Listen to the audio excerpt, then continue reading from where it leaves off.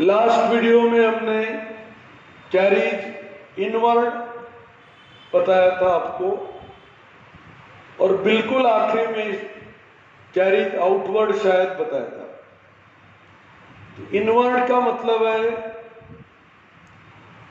Wholesale market से raw material factory के अंदर लाने का एक्सपेंडिचर, और आउटवर्ड का मतलब है कारखाने में वस्तुएं तैयार होने के बाद वे वस्तुएं बेचने के लिए मार्केट में बेचते हैं, तब उसको जो कार्टिंग चार्जेस देते हैं अपन, ट्रक वाले को भाड़ा देते हैं तैयार माल मार्केट में पहुंचाने का, उसको बोलते हैं कैरीज आउटवर्ड। इनवर्ड यानी लाने का एक्सपेंडिचर, आउटवर्ड यानी कारखाने से मार्केट में भेजने का एक्सपेंडिचर।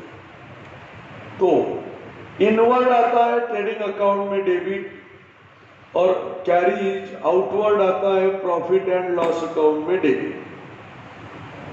अभी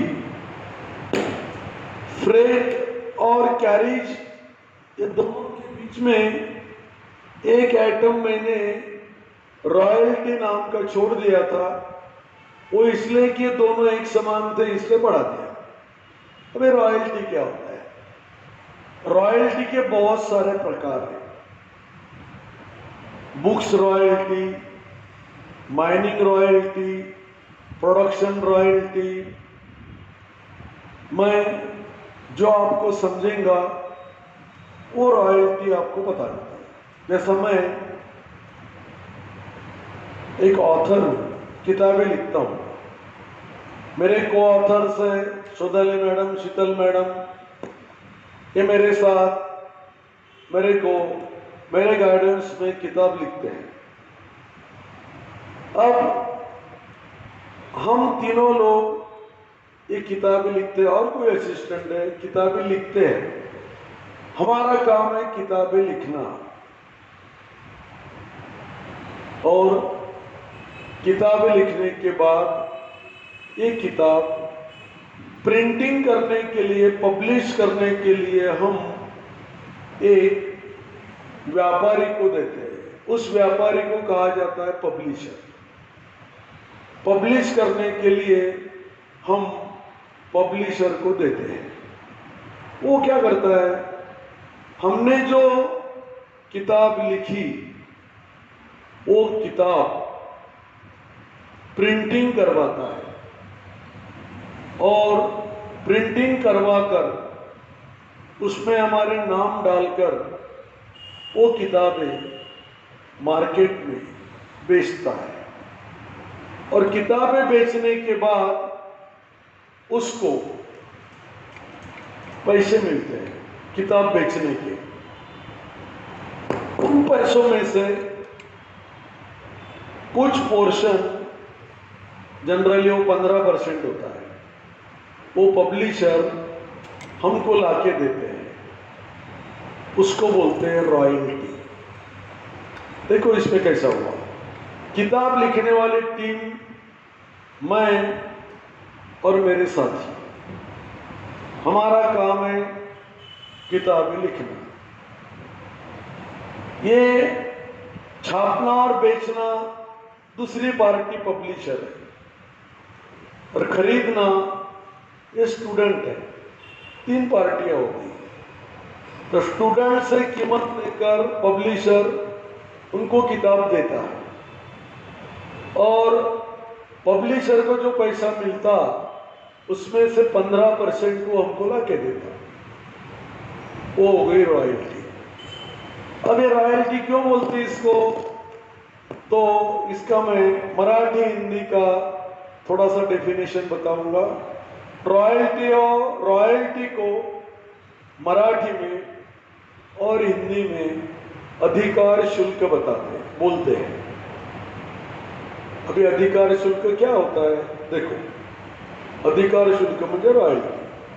किताब किसने लिखा, उलाने सर, सोनाली मैडम, शीतल मैडम और सारी मैडम को, बरोबर है, हमने लिखा। अबे लिखने के बाद ये हमारा पर्सनल इन्वेंशन है, हम ऑथर लोगों का दिमाग लगाकर किताब लगाया। अब इसके ऊपर किसका अधिकार नहीं है, हम तीनों का ही अधिकार है, हमारे असिस्टेंट लोगों का अधिकार है, प्रियंका मैडम है और बहुत सारी मैडम है। लेकिन ये किताब को छापने का अधिकार में राइट, RIGST, छापने का राइट में सेठ पब्लिशर को देता हूं। सेठ पब्लिशिंग हाउस के ओनर है हमारे मोदी जी, ये नरेंद्र मोदी जी नहीं, हमारे छोटे मोदी जी है। वो मोदी जी छापते हैं, तो हमने किताब छापने का अधिकार उनको ट्रांसफर किया पब्लिशर को। अधिकार ट्रांसफर करने के बदले में वो हमें शुल्क देते हैं, पैसा देते हैं, उसको बोलते हैं अधिकार शुल्क। यानी अधिकार दिया इसलिए शुल्क मिला, अधिकार शुल्क, जिसको इंग्लिश में बोलते हैं रॉयल्टी। जैसा आपके पास बाइसिकल है, दोस्त ने मंगाया एक दिन के लिए दे, तुमने एक दिन के लिए उसको दे दिया चलाने को, शाम को बोला चल 15 रुपए ला। आपने आपका अधिकार किसको दिया? मित्र को। उसके बदले में क्या लिया? पैसा, शुल्क हो गया ना वो। इसको ही बोलते हैं रॉयल्टी, अधिकार शुल्क। समझ गए? तो रॉयल्टी का मतलब अच्छे तरह से समझे होगे। पिताजी के मेहनत की साइकिल किराए से मत देना, किताब लिखना और रॉयल्टी कमाना। अब एक रॉयल्टी का बेहतरीन एग्जाम्पल आपको देता हूं। हीरो होंडा, यह इंडिया का एक पॉपुलर ब्रांड है। अगर आप 25-30 साल पहले जाओगे, कोई मतलब ही नहीं, आपकी उम्र ही नहीं उतनी, फिर भी पिताजी से पूछना, मम्मी से पूछना। 25-30 साल पहले भारत में कंबाइन नाम के प्रोडक्ट आते थे। कंबाइन नाम बहुत सारे ऐसे थे, जिसमें का एक था PPL शाइनो, PPL कंपनी इंडिया की थी, शाइनो कंपनी फॉरेन की थी, और एक नाम था hero Honda, hero company Ludhiana Bharat की थी, होंडा कंपनी जापानीज थी। तो उस वक्त 35 साल 40 साल के पहले हमारा इन्वेंशन बहुत कम था। उस वक्त हम उधार की टेक्नोलॉजी लोगों से लेते थे। जैसा hero company originally bicycle company है, उनके जो संस्थापक थे वो अभी पिछले साल एक्सपायर हुए। छोटी सी बाइसिकल कंपनी को उन्होंने इंटरनेशनल लेवल पे पहुंचा दिया। हीरो कंपनी, उनको मोटरसाइकिल निर्माण करना था, तो मोटरसाइकिल निर्माण करने के लिए उनके पास टेक्नोलॉजी नहीं थी। ये टेक्नोलॉजी उन्होंने होंडा कंपनी से लिया। होंडा जापानीज कंपनी है, होंडा कंपनी से लिया। और हीरो कंपनी इंडिया की, होंडा कंपनी जापानीज की, इनके बीच में एक एग्रीमेंट हुआ कि हम, हीरो कंपनी वालों ने बोला कि हम प्रोडक्शन करेंगे, पूरी मेहनत हमारी, टेक्नोलॉजी तुम्हारी। तो जापानीज कंपनी ने, होंडा कंपनी ने टेक्नोलॉजी दिया हीरो कंपनी को, और हीरो होंडा कंपनी पूरे भारत में प्रसिद्ध होगी। तो फुकट में तो नहीं दी होगी ना। तो हीरो कंपनी ने टेक्नोलॉजी होंडा कंपनी की लेने के लिए हर मोटरसाइकिल के पीछे कुछ पैसा दिया। जैसा एक मोटरसाइकिल बिकेगी भारत में तो आपको हम 2000 रुपये देंगे। तो टेक्नोलॉजी को स्वीकार करने के लिए हीरो कंपनी ने होंडा कंपनी को जो शुल्क दिया वो शुल्क क्या है? टेक्नोलॉजी का अधिकार प्राप्त करने के लिए शुल्क दिया, वो हो गया अधिकार शुल्क, रॉयल्टी। अभी अच्छे से समझ गया होगा। अभी इंडिया में पिछले 8 सालों से हीरो कंपनी अलग हो गई, होंडा कंपनी अलग हो गई। चलो आगे, रॉयल्टी बहुत अच्छी तरह से समझी होगी आपको। अभी आगे डिस्कस करते हैं ऑक्ट्राय। प्रश्न ये है कि ऑक्ट्राय एक कॉमन वर्ड था 10 साल पहले, 15 साल पहले, लेकिन ऑक्ट्राय अभी थोड़ा हमारे लिए डिफिकल्ट वर्ड हो गया। एक्चुअली ऑक्ट्राय का मैं बहुत सुंदर एग्जांपल देता हूं। दूसरे देश में से भारत में जब कुछ चीजें हम लाते हैं, चीजें का मतलब है गुड्स, वस्तुएं, तब हम इंपोर्ट टैक्स भरते हैं। डिस्कशन हो गया मेरा आपके साथ। लेकिन भारत के दूसरे शहर में से नागपुर में अगर कोई माल लाते हैं तो उस पर ऑक्ट्राय देना पड़ता था। यानी क्या हो गया? ऑक्ट्राय और इंपोर्ट ड्यूटी एक समान हो गई। दूसरे देश में से माल लाना है अपने देश में तो इंपोर्ट ड्यूटी, और अपने देश के दूसरे गांव में से अपने गांव में माल लाना है तो देना पड़ता था ऑक्ट्राय। लेकिन 10-15 साल की कुछ व्यापारियों की डिमांड में और हमारे राज्यकर्ताओं के डिसीजन से बहुत सारे महानगरों से ऑक्ट्राय बंद हो गया। खेड़े पाड़ों में आज भी है। तो ऑक्ट्राय का मतलब समझ गया। मान लो अमरावती से मुझे नागपुर में कुछ माल लाना है, तो गांव के बाहर, यानी नागपुर के बाहर ऑक्ट्राय नाका रहता था, कारपोरेशन का ऑफिस रहता था, वहां टैक्स भरते थे, उसको बोलते थे ऑक्ट्राय, जो अभी नागपुर में नहीं भरना पड़ता पर कुछ शहरों में भरना पड़ता। अभी any item related to factory, debit side है ये। आइटम का मतलब है यहां पर एक्सपेंडिचर। अब 11th क्लास में, 12th क्लास में जब आपको ट्रेडिंग अकाउंट का फॉर्मेट मिला था, उसमें ढेर सारे आइटम थे। अभी आपको उसका नॉलेज आ चुका है, इसलिए यहां पर थोड़े आइटम्स हमने कम कर दिए। इसलिए एक जनरल सेंटेंस डाला, any item related to factory. म्हणजे क्या?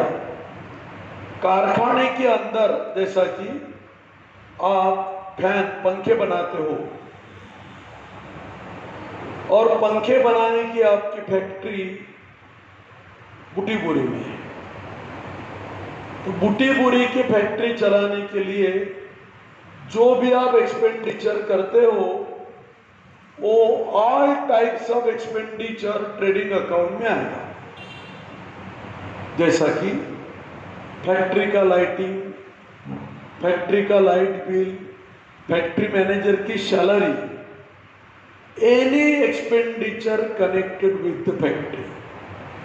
बुटीपुरी के कारखाने चलाने के लिए लगने वाला प्रत्येक एक्सपेंडिचर, यहां तक स्टेशनरी भी, फैक्ट्री के अंदर स्टेशनरी लगती होंगी तो भी हो जाएगी ट्रेडिंग अकाउंट में, डेबिट एक्सपेंडिचर है।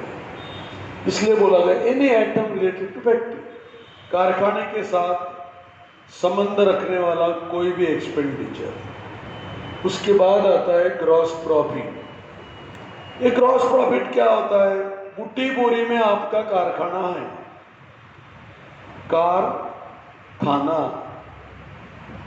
Means not eating the car, कारखाना है ना फैक्ट्री, बुटीपुरी में है। अब बुटीपुरी के फैक्ट्री ने आपको कितना प्रॉफिट निकाल के दिया, कमा के दिया, उसको बोलते हैं ग्रॉस प्रॉफिट। बुटीबोरी की फैक्ट्री का प्रॉफिट अलग होगा, नागपुर में तुम्हारा हेड ऑफिस है उसका प्रॉफिट अलग होगा, उसको नेट प्रॉफिट बोलेंगे। तो कारखाने ने म्हणजे फैक्ट्री ने जो भी प्रॉफिट कमा के दिया उसको बोलते हैं ग्रॉस प्रॉफिट। प्रश्न है निकालना कैसा? कुछ नहीं, यह है क्रेडिट साइड, इसकी लेना टोटल, यह है डेबिट साइड, इसकी लेना टोटल। दोनों साइड का डिफरेंस यानी ग्रॉस प्रॉफिट। अर्थात क्रेडिट साइड बड़ी होगी और डेबिट छोटी होगी, तो कभी उल्टा भी होता। म्हणजे क्या होता, क्रेडिट छोटी रहती और डेबिट बड़ी रहती, तो उसको बोलते हैं ग्रॉस लॉस। जनरली ऐसा कम होता है क्योंकि कारखाना शुरू ही किया जाता है प्रॉफिट कमाने के लिए, जनरली लॉस नहीं होता। अब एक कोरोना के वर्ष में लॉस होना लाजमी है, हो सकता है, पर जनरली ग्रॉस प्रॉफिट ही होता है। अभी डेबिट साइड मैंने डिस्कशन में पूरी कर लिया। डेबिट साइड का डिस्कशन करते समय कुछ एक्सपेंडिचर बताते समय, कंपैरिजन करते समय कुछ आइटम मैंने प्रॉफिट एंड लॉस अकाउंट के भी आपको बता दिए। आप बोलेंगे कौन से? इंपोर्ट टैक्स ट्रेडिंग में आता है, एक्सपोर्ट P&L में आता है। फिर क्यों बताया? क्योंकि वो इंपोर्ट और एक्सपोर्ट जल्दी समझता है। कैरिज इनवर्ड ट्रेडिंग में आता, आउटवर्ड प्रॉफिट एंड लॉस में जाता, सैलरी P&L में जाती, फैक्ट्री मैनेजर की सैलरी ट्रेडिंग में आती। इस तरह से लाइट बिल फैक्ट्री का होगा तो ट्रेडिंग में आएगा, लाइट बिल ऑफिस का होगा तो प्रॉफिट एंड लॉस में जाएगा। इस तरह से कुछ आइटम मैंने ट्रेडिंग अकाउंट बताते बताते प्रॉफिट एंड लॉस अकाउंट के भी मैंने आपको बता दिया। अभी क्रेडिट साइड पर चलते हैं। छोटी सी साइड है, उसमें से केवल 3 ही आइटम पढ़ाने के बाकी रहे। सेल्स माइनस सेल्स रिटर्न बता चुका हूं, क्लोजिंग स्टॉक भी बता चुका हूं। फिर क्या बताना बाकी है?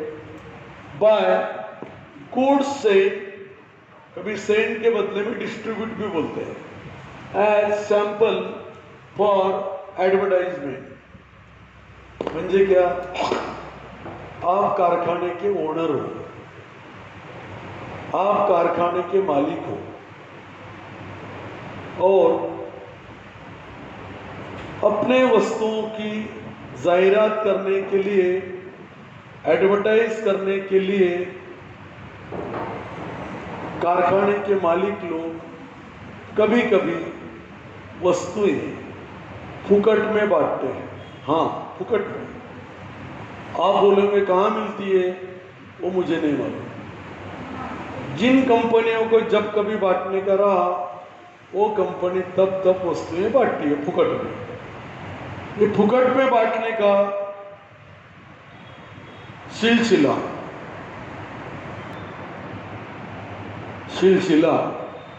बोलने के बाद मैं रुका थोड़ा देर। क्यों? मम्मी डैडी को पूछना, एक बहुत पॉपुलर पिक्चर का नाम है, लेकिन मैं वो नहीं बता रहा आपको। तो ये सिलसिला इस संदर्भ में बात किया था मैंने कि गुड्स सैंपल एडवर्टाइजमेंट। अभी फुकट में वस्तुएं बांटने का ये सिलसिला अंग्रेजों ने, ईस्ट इंडिया कंपनी ने भारत में लाया और हम लोग इंडियन चोट्टे बहुत जल्दी दूसरों की कॉपी करते हैं और हमने अभी तक वो सिलसिला जारी रखा। चोट्टे बोला तो झूठ लगाओगे, लेकिन मैं भी इंडियन हूं ना। तो ये क्या होता है? भारत में चाय TEA नाम की चीज अंग्रेजों ने लॉन्च किया। बड़े विचित्र पद्धति से तो नहीं बोलेंगे, दिमाग से लॉन्च किया उन्होंने, यानी अंग्रेजों ने।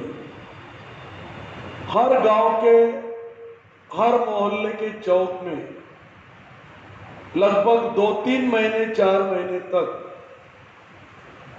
पब्लिक को फुकट में चाय पिलाई, फुकट में, बिल्कुल फ्री ऑफ कॉस्ट। और हमको चाय का एडिक्ट बना दिया, आदत डाल दिया हमको। और एक दिन अचानक उन्होंने चौक चौक पर बता दिया उनके अधिकृत माध्यम से कि कल से चाय यहाँ बटेगी नहीं। अगर आपको चाय पसंद है तो उसके लिए शक्कर लो, गुड़ लो, चाय पत्ती लो, अदरक लो, दूध लो और अपने घर में बनाओ और पीते रहो। मतलब क्या हुआ? आपको चाय की आदत डालने के लिए पहले अंग्रेजों ने इंडियंस को फुकट में चाय पिलाई और बाद में इंडियंस को चाय कैसा बनाना इतना बता दिया। मतलब पहले चटक लगा दिया, चस्का जिसको बोलते हैं, और बाद में बोला कि बेटा घर में बनाओ और पियो। और इस तरह से उन्होंने चाय की एडवर्टाइजमेंट किया, विज्ञापन किया, जाहिरात किया। उसी तरह आज भी बहुत सारी कंपनियां अपना प्रोडक्ट मार्केट में लॉन्च करने के लिए, कुछ लोग टेलीविज़न का आधार लेते हैं, कुछ लोग न्यूज़पेपर का, पर कुछ लोग आज भी जो इफेक्टिव माध्यम माना जाता है फुकट में वस्तुओं बांटने का। अब देखो ना, 4 साल पहले पाउडर कंपनी ने पाउडर लॉन्च किया। पाउडर सबको मालूम है, आपको दिन भर लगाते रहते हो, पाउडर सबको मालूम है। पाउडर है मुंह को लगने वाला। वहां पर उन्होंने एडवर्टाइज किया, बाय 1 गेट 1 फ्री।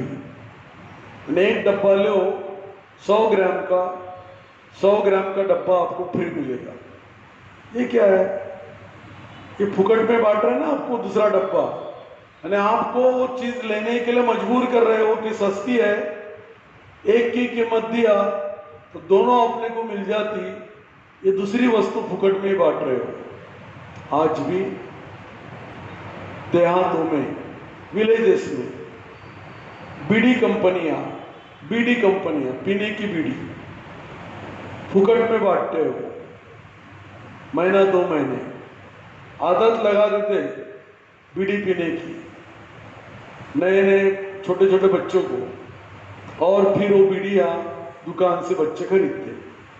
तो कोई भी चीज़ पॉपुलर करने के लिए, लॉन्च करने के लिए, एडवर्टाइजमेंट करने के लिए फुकट में बांटी जाती है। और वो चीज़ें जब हम कारखाने में से बांटते हैं तो वो कारखाने से निकल जाती म्हणजे आउट हो जाती, इसलिए उसको यहाँ लिखते हैं। कारखाने के अंदर, फैक्ट्री के अंदर आने वाली चीजें डेबिट, जाने वाली चीजें क्रेडिट। तो फुकट में वस्तुएं बांटना ये एडवर्टाइजमेंट के लिए किया जाता है।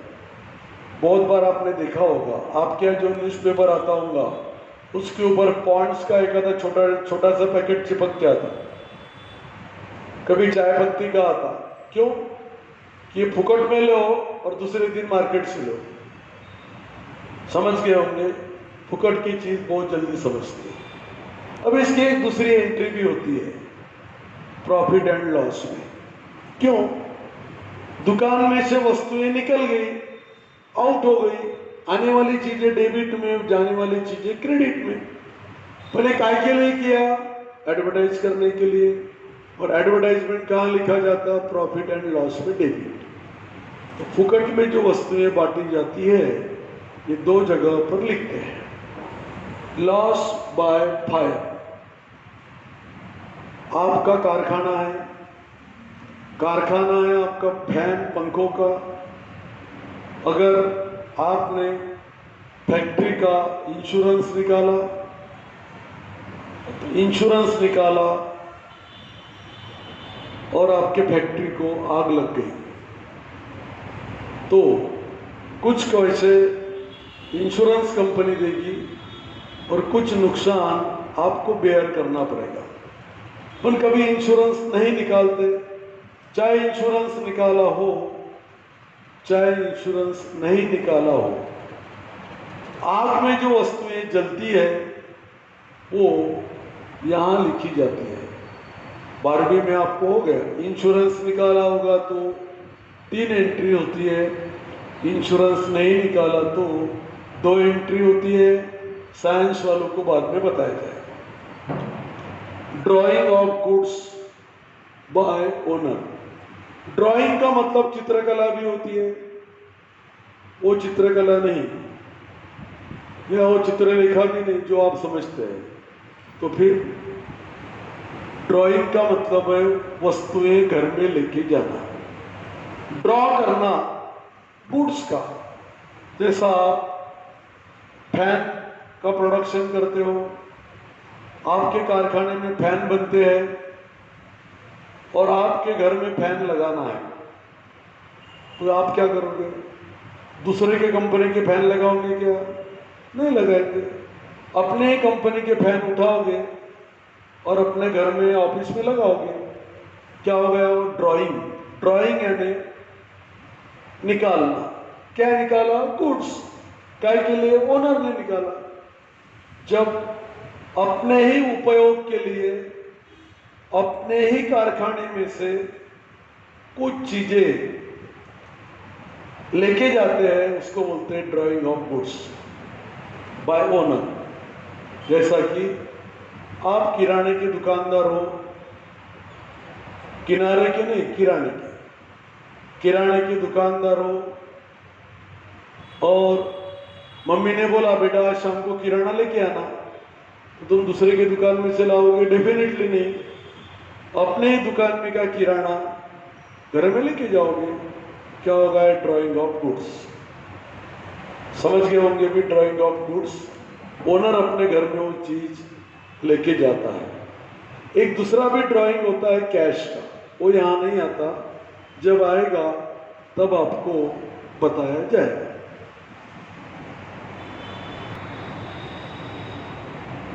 दो वीडियो में हमने ट्रेडिंग अकाउंट का डिस्कशन मेरे द्वारा मैंने कंप्लीट कर दिया। कोशिश जरूर किया कि 12th में जो कॉमर्स के बच्चे थे वो बोर ना हो और जो नए बच्चे जुड़े जिनका कॉमर्स नहीं था 12th में उनको भी कुछ समझे। फिर भी 11th-12th का जिनका कॉमर्स नहीं था उनके क्लासेस अलग होने वाले हैं, अलग से उनको पढ़ाया जाएगा। एक्स्ट्रा पीरियड में वो फ़ोन नंबर्स लेकर इंक्वायरी करना, अपने जो वीडियो में फ़ोन नंबर्स चलते रहेंगे उस पर। अभी ट्रेडिंग अकाउंट का समराइज डिस्कशन मैंने आपके साथ किया। हो सकता है इसमें अगर आपको कुछ डिफिकल्टी आई होगी, एक आधा आइटम नहीं समझा होगा, स्पेशली नॉन कॉमर्स बच्चों को, तो वो जो फ़ोन नंबर्स है जिसमें आखिरी में 10 और 20 आता, उस फ़ोन नंबर पे आप हमारे असिस्टेंट टीचर को पूछ सकते हैं, बिल्कुल आपकी डिफ़िकल्टी सॉल्व होगी। तो हम कंक्लूड कर चुके हैं ट्रेडिंग अकाउंट को। इसके बाद हम प्रॉफिट एंड लॉस अकाउंट का फॉर्मेट डिस्कस करने ले रहे हैं। उस ओके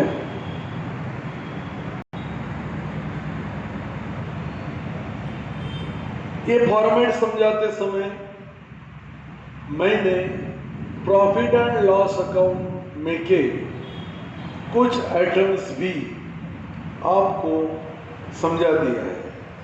उद्देश्य केवल इतना ही था कि ट्रेडिंग और प्रॉफिट एंड लॉस के आइडेंटिकल आइटम अगर हो गए लगभग समान वाले जल्दी समझते हैं, जैसा carriage inward, carriage outward, wages, salary, factory rent, office rent, इस तरह से। इंपोर्ट ड्यूटी ट्रेडिंग में आती है, export duty profit and loss में जाती है।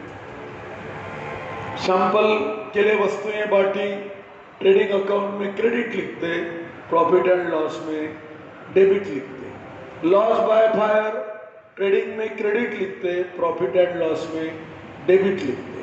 तो मुझे ये बोलना है कि जब हम बहुत जल्द प्रॉफिट एंड लॉस अकाउंट का डिस्कशन चालू करेंगे, उसके अंदर काफ़ी कुछ आइटम मैंने आपको समझा चुका हूँगा मैं, इसलिए उस पर मैं डिस्कशन नहीं करूँगा।